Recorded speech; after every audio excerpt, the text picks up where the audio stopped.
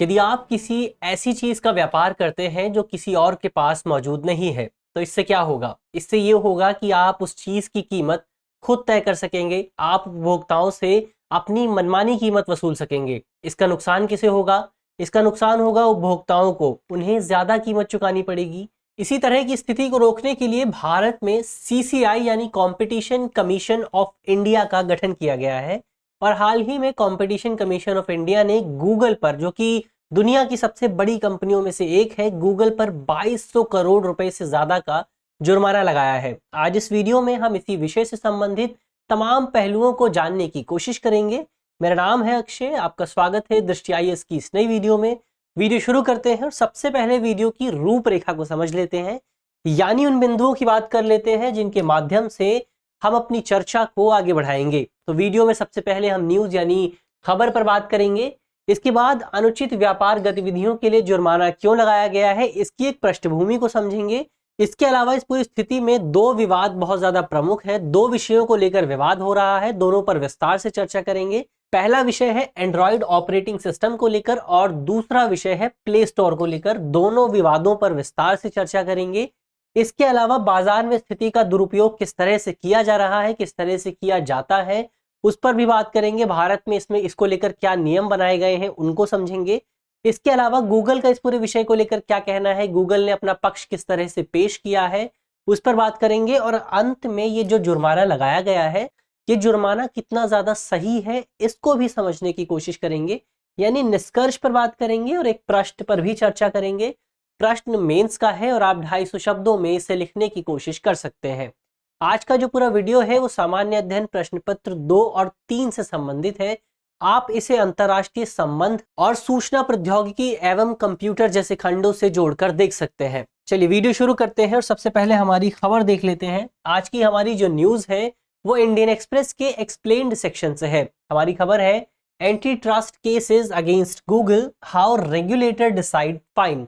यानी गूगल के खिलाफ एंटी ट्रस्ट केसेस चल रहे थे। अनुचित जो गतिविधियां होती हैं, जो अनुचित व्यापार गतिविधियां होती हैं, उनमें संलग्न होने के आरोप लगाए गए थे गूगल पर। और इन्हीं आरोपों के चलते अब गूगल पर 2200 करोड़ रुपए से ज्यादा का जुर्माना लगाया गया है। इसी को लेकर इस खबर में बात की गई है कि आखिर ये जुर्माना क्यों लगाया गया है, इसका प्रभाव क्या होता है और जुर्माना किस तरह से लगाया जाता है। चलिए आगे बढ़ते हैं और सबसे पहले इस पूरे विषय की पृष्ठभूमि को जान लेते हैं। हमने पहले ही बात की कि सीसीआई यानी भारतीय प्रतिस्पर्धा आयोग, कंपटीशन कमीशन ऑफ इंडिया ने गूगल पर बहुत बड़ा जुर्माना लगाया है। कंपटीशन कमीशन ऑफ इंडिया ने गूगल पर यह आरोप लगाया है कि गूगल भारतीय बाजार में अपनी स्थिति का गलत दुरुपयोग कर रहा है, अनुचित दुरुपयोग कर रहा है। और इसी वजह से गूगल पर अनुचित व्यापार प्रथाओं को अपनाने के लिए जुर्माना भी लगाया गया है। मौजूदा समय में ये जो जुर्माना लगाया गया है ये तकरीबन 2200 करोड़ रुपए के आसपास है। और ये पूरा जुर्माना दो अलग अलग विवादों में लगाया गया है। पहला विवाद है एंड्रॉइड ऑपरेटिंग सिस्टम को लेकर और दूसरा विवाद है प्ले स्टोर को लेकर। हमने इन पर पहले ही बात की, अब आगे चलकर इन पर विस्तार से चर्चा करते हैं। सबसे पहले बात करते हैं एंड्रॉइड ऑपरेटिंग सिस्टम को लेकर जो विवाद चल रहा है उसको समझ लेते हैं। तो हम जानते हैं कि किसी भी स्मार्टफोन या किसी भी कंप्यूटर और सिस्टम को चलाने के लिए एक ऑपरेटिंग सिस्टम की जरूरत होती है। ऑपरेटिंग सिस्टम एक तरह से इंटरफेस के तौर पर काम करता है, जिसके माध्यम से हम उस डिवाइस पर, उस फोन पर, उस कंप्यूटर पर या उस लैपटॉप पर किसी भी एप्लीकेशन और प्रोग्राम को एक्सेस कर सकते हैं। यानी किसी भी कंप्यूटर के लिए ऑपरेटिंग सिस्टम को सबसे ज्यादा महत्वपूर्ण माना जाता है। और मौजूदा समय में जो एंड्रॉइड ऑपरेटिंग सिस्टम है वो दुनिया के सबसे प्रचलित, सबसे महत्वपूर्ण फोन ऑपरेटिंग सिस्टम में से एक है, मोबाइल ऑपरेटिंग सिस्टम में से एक है। यानी दुनिया में जो भी मोबाइल ऑपरेटिंग सिस्टम प्रयोग किए जा रहे हैं उस पे सबसे प्रमुख एंड्रॉइड है। कंप्यूटर और लैपटॉप्स के लिए अलग ऑपरेटिंग सिस्टम्स रहते हैं, लेकिन जो फोन के लिए है उसमें एंड्रॉइड सबसे ज्यादा प्रमुख है। और 2005 में गूगल ने एंड्रॉइड का अधिग्रहण कर लिया था। यानी 2005 से जो एंड्रॉइड ऑपरेटिंग सिस्टम है वो गूगल के तहत संचालित हो रहा है। और इस ऑपरेटिंग सिस्टम के महत्व को इस बात से समझा जा सकता है कि मौजूदा समय में भारत में जो तकरीबन 60 करोड़ फोन उपयोग किए जा रहे हैं, जो 60 करोड़ स्मार्टफोन उपयोग किए जा रहे हैं, उसमें से तकरीबन 97% फोन्स में एंड्रॉइड ऑपरेटिंग सिस्टम का उपयोग किया गया है। यानी जाहिर तौर पर जो एंड्रॉयड ऑपरेटिंग सिस्टम है उसका जो यूजर बेस है वो बहुत ज़्यादा अधिक है। इसके अलावा हमने पहले ही बात की कि 2005 में गूगल ने एंड्रॉयड का अधिग्रहण कर लिया था। इसी वजह से मौजूदा समय में एंड्रॉयड ऑपरेटिंग सिस्टम का जो संचालन है, जो प्रबंधन है, वो गूगल कंपनी द्वारा ही किया जाता है। और यदि किसी मोबाइल निर्माण कंपनी को, जैसे सैमसंग, वन प्लस, मोटोरोला, जब इस तरह की कंपनी को अपने फोन्स में, अपने डिवाइसेस में एंड्रॉयड का उपयोग करना होता है, तो इस उपयोग के लिए वो कंपनियां गूगल से ही संपर्क करती हैं। वो कंपनियां गूगल से संपर्क करती हैं, गूगल के साथ समझौता करती हैं और इसके बाद इसका उपयोग करती हैं। लेकिन यहाँ विशेष बात यह है कि ये जो एंड्रॉयड ऑपरेटिंग सिस्टम है, इसका सोर्स कोड स्वतंत्र तौर पर उपलब्ध है। यानी कोई भी व्यक्ति स्वतंत्र तौर पर इसके सोर्स कोड को प्राप्त कर सकता है, इसके मूल कोड को प्राप्त कर सकता है। लेकिन ये जो सोर्स कोड है, सोर्स कोड में गूगल के अन्य तमाम एप्लीकेशंस मौजूद नहीं है। ऐसे में यदि कोई कंपनी, यदि कोई फोन मैन्युफैक्चरिंग कंपनी है, उस कंपनी को गूगल का ये एंड्रॉयड ऑपरेटिंग सिस्टम उपयोग करना है और इस गूगल के एप्लीकेशंस को उपयोग करना है, तो इसके लिए उस कंपनी को गूगल के साथ कुछ समझौते करने होते हैं, कुछ अग्रीमेंट्स करने होते हैं। इन अग्रीमेंट्स में 2 अग्रीमेंट सबसे ज्यादा प्रमुख है। इन अग्रीमेंट्स का नाम है, पहला अग्रीमेंट है मोबाइल एप्लीकेशन डिस्ट्रीब्यूशन अग्रीमेंट यानी MADA, और दूसरा अग्रीमेंट है एंड्रॉयड कंपेटिबिलिटी कमिटमेंट अग्रीमेंट यानी ACC। अब इन दोनों समझौतों में क्या कहा गया है? इन दोनों समझौतों में कहा गया है कि जो कंपनियां एंड्रॉयड का उपयोग करना चाहती हैं, या फिर जो कंपनियां गूगल के साथ इन 2 समझौतों में संलग्न होती हैं, इस तरह के समझौते करती हैं, उन कंपनियों के लिए गूगल एप्लीकेशंस को प्री इंस्टॉल करना अनिवार्य होगा। प्री इंस्टॉल का क्या मतलब है? तो प्री इंस्टॉल का मतलब है कि इस तरह के जो एप्लीकेशंस हैं वो यूजर को इंस्टॉल नहीं करने पड़ेंगे, बल्कि वो एप्लीकेशन मोबाइल में पहले से ही मौजूद होंगे। ये कैसे होता है? तो आपको याद होगा कि जब आपने अपना नया फोन लिया था, जब आपने अपना नया एंड्रॉयड फोन लिया था, तो आपके फोन में पहले से कुछ ऐप्स मौजूद थे, कुछ एप्लीकेशंस मौजूद थे।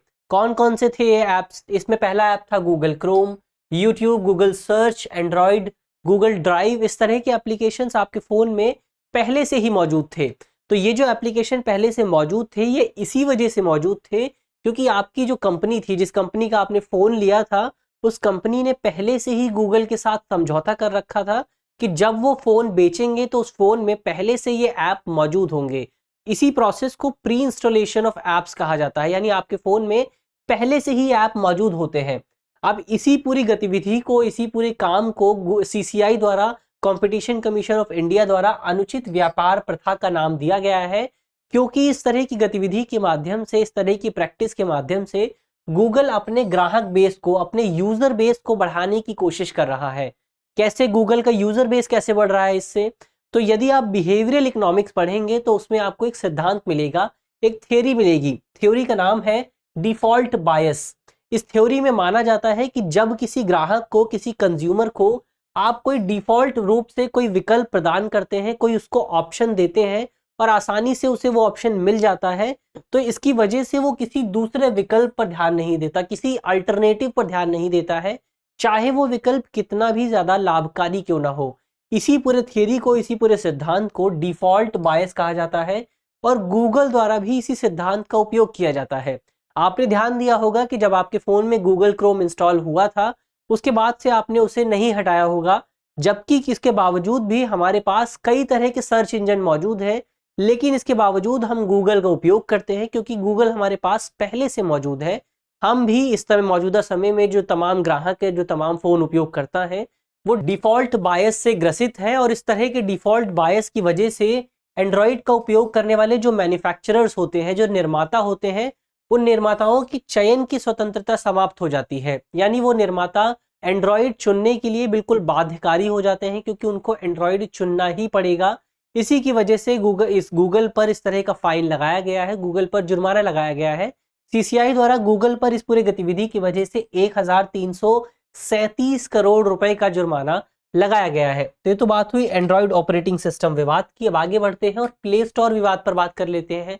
प्ले स्टोर को लेकर क्या विवाद चल रहा है? तो प्ले स्टोर को लेकर आयोग का कहना है कि गूगल अपनी प्रतिस्पर्धा विरोधी गतिविधियों के माध्यम से प्ले स्टोर की नीतियों के जरिए तमाम तरह की अन्य जो अनुचित व्यापार प्रथाएं हैं उनको बढ़ावा देने की कोशिश कर रहा है। आयोग ने अपनी रिपोर्ट में कहा है कि प्ले स्टोर की जो भुगतान और बिलिंग प्रणाली है उसमें अन्य पेमेंट कंपनियों की तुलना में गूगल पे को ज़्यादा तरजीह दी जाती है, ज़्यादा महत्व दिया जाता है। और कोई भी कंपनी, जो कंपनी गूगल प्ले स्टोर पर अपने ऐप को बेच रही है, वो कंपनी केवल गूगल पे को ही उपयोग कर सकती है। और गूगल पे गूगल की एक कंपनी है, गूगल की एक एप्लीकेशन है। तो जाहिर तौर पर गूगल अपनी एक एप्लीकेशन को ज़्यादा बढ़ावा देने की कोशिश कर रहा है। इसकी वजह से अन्य कंपनियों को नुकसान हो रहा है। जो पेमेंट मेथड्स है, जो अन्य कंपनियां हैं, उनको नुकसान का सामना करना पड़ रहा है। और इसी स्थिति को देखते हुए जो शिकायतकर्ता थे, उन्होंने ये आरोप लगाया था कि एक और तो गूगल किसी अन्य पेमेंट प्रणाली का उपयोग नहीं करने देता, किसी अन्य मेथड का उपयोग नहीं करने देता, वहीं दूसरी ओर गूगल अपनी ट्रांजैक्शन पर 30% का कमीशन भी लेता है, बहुत ज़्यादा कमीशन भी लेता है, जबकि जो दूसरी कंपनियां हैं वो कमीशन बहुत कम लेती हैं। तो ऐसे में जाहिर तौर पर गूगल अपनी डोमिनेंट पोजीशन का, एक जो प्रभावशाली स्थिति है, उसका दुरुपयोग करने की कोशिश कर रहा है इसके माध्यम से। और इसी को देखते हुए गूगल पर सीसीआई द्वारा 936.44 करोड़ रुपए का जुर्माना लगाया गया है। तो ये तो जुर्माने की बात हुई, हमने विस्तार से बात की जुर्माना क्यों लगाया गया है। अब आगे बढ़ते हैं और बाजार में स्थिति का दुरुपयोग कैसे होता है, इसको लेकर क्या नियम कानून है, उन पर बात कर लेते हैं। तो जिस कानून के माध्यम से भारत में भारतीय प्रतिस्पर्धा आयोग का गठन किया गया था, उसी कानून की धारा 4 के मुताबिक बाजार में किसी भी प्रभावशाली स्थिति का दुरुपयोग करने पर रोक लगाई गई है। यानी कोई भी कंपनी, कोई भी जो उद्यम है, वो बाजार में, मार्केट में अपनी डोमिनेंट पोजीशन का गलत दुरुपयोग नहीं कर सकता है। डोमिनेंट पोजीशन का क्या मतलब हुआ, प्रभावशाली स्थिति का क्या मतलब है?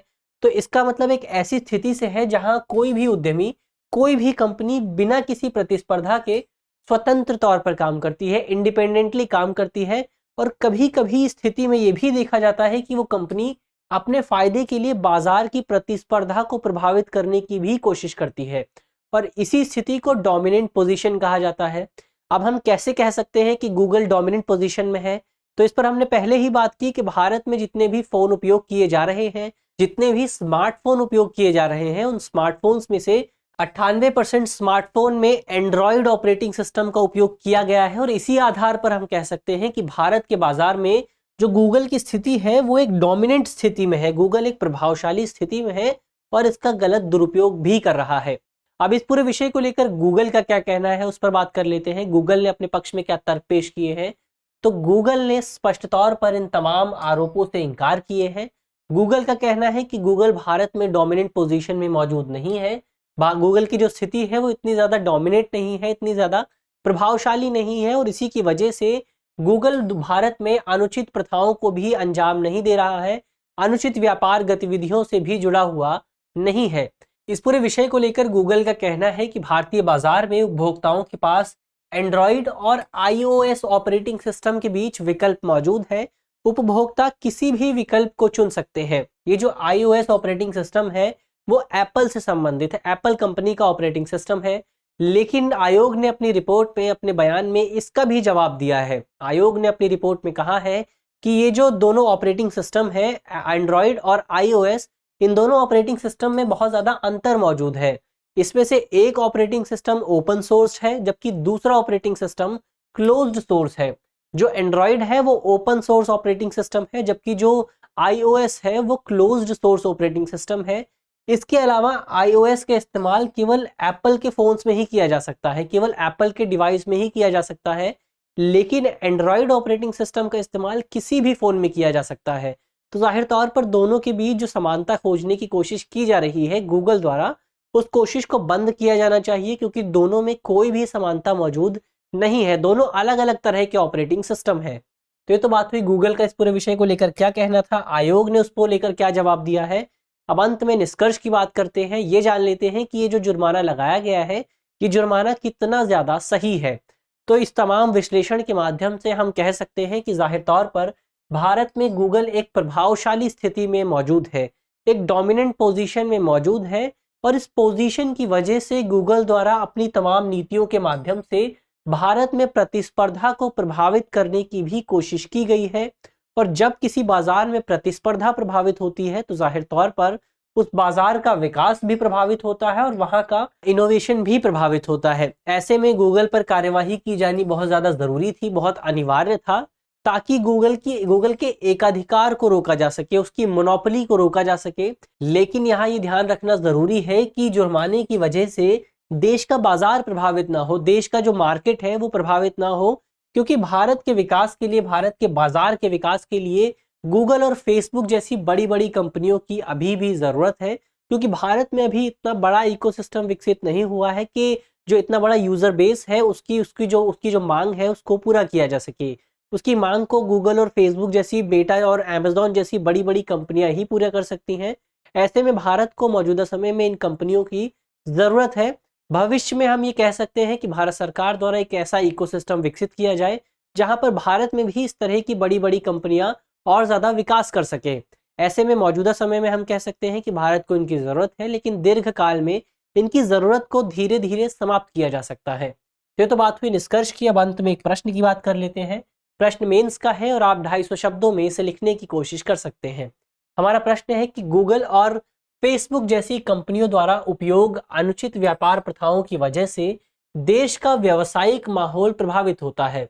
इस तरह की गतिविधियों को रोकने में भारतीय प्रतिस्पर्धा आयोग की भूमिका की चर्चा कीजिए। यानी सबसे पहले तो आपको बताना है कि जो बड़ी बड़ी कंपनियों द्वारा अनुचित व्यापार प्रथाओं को अपनाया जाता है उनकी वजह से किस तरह से देश का व्यावसायिक माहौल प्रभावित होता है, और इस प्रभाव को रोकने में भारतीय प्रतिस्पर्धा आयोग की क्या भूमिका हो सकती है, आपको इस पर भी चर्चा करनी है। इसके अलावा आप कमेंट बॉक्स में बता सकते हैं कि गूगल द्वारा एंड्रॉयड का अधिग्रहण किस साल किया गया था। मुझे आशा है कि इस वीडियो के माध्यम से जिन बिंदुओं पर चर्चा की गई है वो आपको समझ में आएंगे, और यदि आपके प्रश्न पत्र में इससे संबंधित कोई भी सवाल आता है तो आप उसे आसानी से हल कर सकेंगे।